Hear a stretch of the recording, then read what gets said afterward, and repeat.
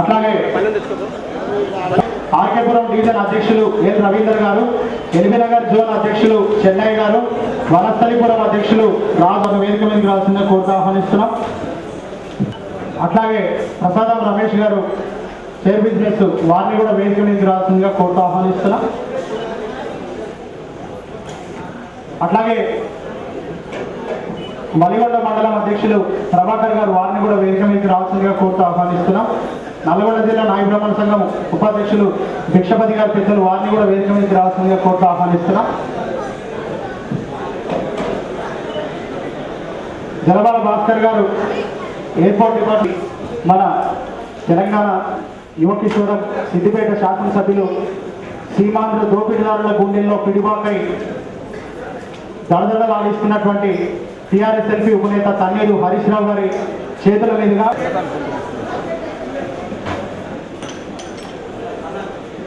సన్నాయి వాయిద్యకారులు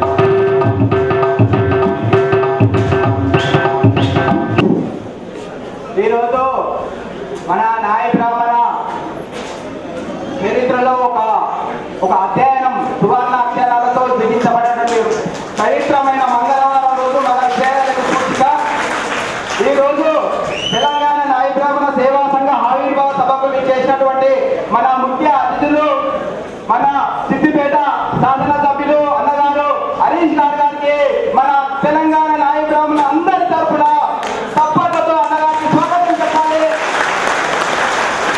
అదేవిధంగా ఈ రోజు మన కార్యక్రమానికి విచ్చేసిన నాయకులు అందరి సంస్థాన వారికి స్వాగతం సుస్వాగతం తెలియజేసుకుంటున్నాము.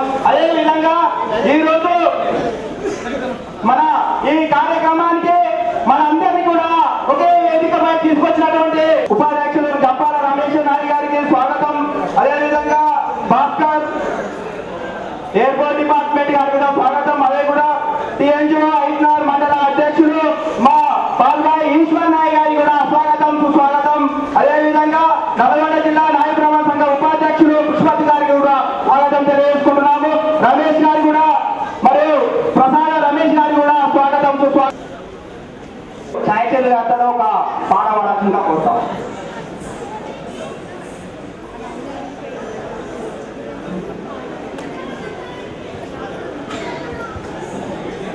జై తెలంగాణ. అలా కిటికీలలో డోర్లలో అట్లా నిలబడి చూసే బదులు వచ్చే హాల్లో కూర్చుంటే బాగుంటది కదా, అందరికి కాలు ఉండకుండా ఉంటాయి, హాస్టల్గా ఉంటుంది. అందరు కూడా అందరు హాల్లో హాస్టల్ కావాల్సిందిగా కోరుతున్నాం. మధ్య మధ్యలో తల్లిని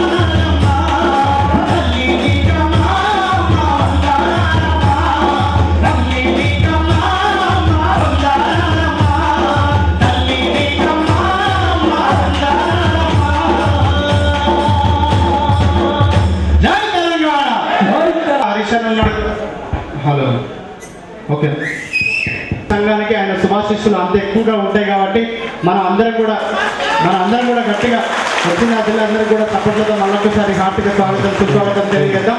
జై తెలంగాణ, జై తెలంగాణ. చప్పట్లు మాటికి ఎందుకు కొట్టమంటున్నా అంటే ఎందుకనంటే ఈ హాలు మనం మీటింగ్ పెట్టినాకనే దీనికి మంచి కళ వచ్చింది. మనం ఈ మీటింగ్ పెట్టక ముందు ఈ హాల్లో కొంచెం అప్పుడప్పుడు ఏదైనా మధ్యలో శుభ్రం చేయండి ఏదైనా ఉంటే, ఎందుకంటే హాల్వుడ్లు దోమల మందులు ఏం అక్కర్ లేకుండానే మనకి గాలిగా నడుస్తుంది. చప్పట్లు కొడితే మీకే ఇంకొక లాభం కూడా ఉండదు, అది కూడా చెప్తా. చప్పట్లు మంచిగా కొడితేనట ఇక నాకు తెలియదు ఏమున్నది, మీకు తెలియదు ఏమున్నది, మీరంతా అక్కడి నుంచి వచ్చిన వాళ్ళే కదా. కాబట్టి నో ప్రాబ్లం, మంచిగా చప్పట్లు మంచిగా కొడితే రక్త ప్రసరణ మంచిగా జరిగి 5 ఏళ్ళు బతికేటోళ్ళు 10 ఏళ్ళు బతుకుతారట. కాబట్టి ఆయుష్ పెరగాలంటే మీరు సపోర్ట్లు కొట్టుకోవాలి. మూడో లాభం నాది కూడా ఉన్నది స్వార్థం. అందులో మీరు మంచిగా సపోర్ట్లు కొడితే నేను మొదలుపెట్టిన ముహూర్తం బాగాలేదు, నాకు మైకులు అడ్డం వస్తున్నాయి, మధ్యలో ఆపుతున్నారు. మీరు మంచిగా సపోర్ట్లు కొడితే నా కార్యక్రమం కూడా మంచిగా విజయవంతం అవుతుంది. మీరు ఎంత మంచిగా సపోర్ట్లు కొడితే నాకు అంత మంచిగా ఛార్జింగ్ ఎక్కుతుంది. నా ఛార్జింగ్ ఎక్కితే మీకు అంత ఛార్జింగ్ పెట్టే పద్ధతి రాదు. కాబట్టి జై తెలంగాణ, జై తెలంగాణ. నాయి బ్రాహ్మణ సంఘం ఆగమనాలు అన్ని మతాలు సకల జనులంతా తెలంగాణని నిలదీస్తున్నారని చెప్పడానికి శుభసూచకంగా మళ్ళొకసారి తెలంగాణ నాయి బ్రాహ్మణ పేరు పెట్టిన ధన్యవాదాలు, శుభాకాంక్షలు తెలియజేస్తూ జై తెలంగాణ, తెలంగాణ. వచ్చినాక పునర్నిర్మాణంలో నాయి బ్రాహ్మణులు కూడా ఉంటారు. తెలంగాణ 4.5 కోట్లకి భవిష్యత్తు సాఫల్యాన్ని అందించడానికి మేము కూడా పాత్రులమవుతున్నామని ఒకసారి వాళ్ళందరికీ కూడా ఆహ్వానం, వాళ్ళందరూ కూడా వాగ్దానం తెలియజేస్తాం. జై తెలంగాణ.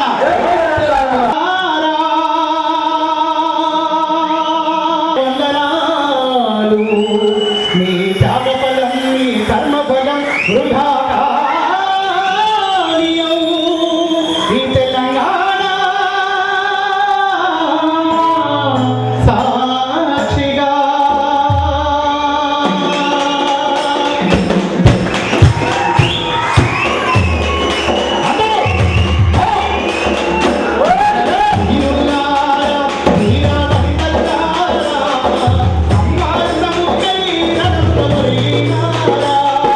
వీర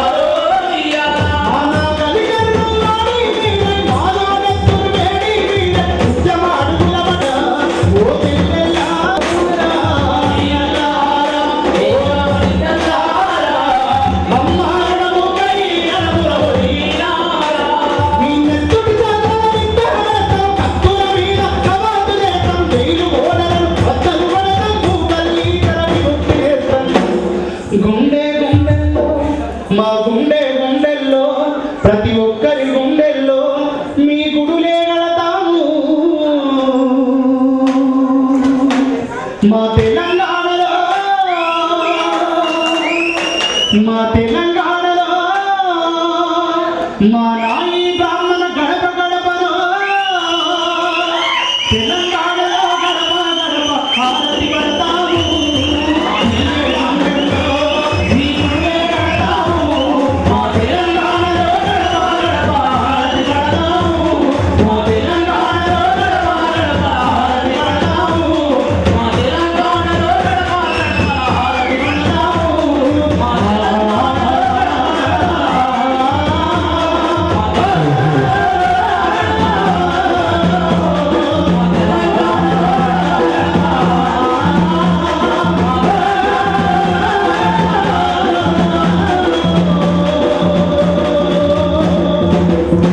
జై తెలంగాణ జై తెలంగాణ జై తెలంగాణ